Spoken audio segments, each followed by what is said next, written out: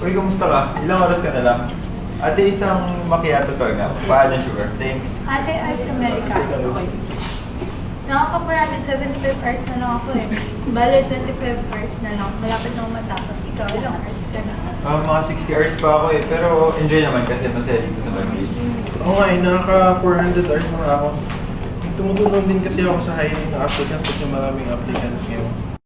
Pre, gusto ko yan. Nangyari ni. At least, natuto ko na, di ba? Oh, anong order mo? Para makabalik na tayo. Ito na dyan, pre.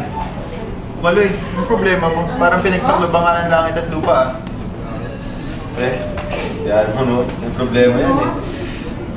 Miss, isang ano, ay dalawa pala. Dalawang milk choco, tapos pa. Carlo, ilang hours ka na pala? Di ba mas naman nakasama dito ng oras ka? 18 hours.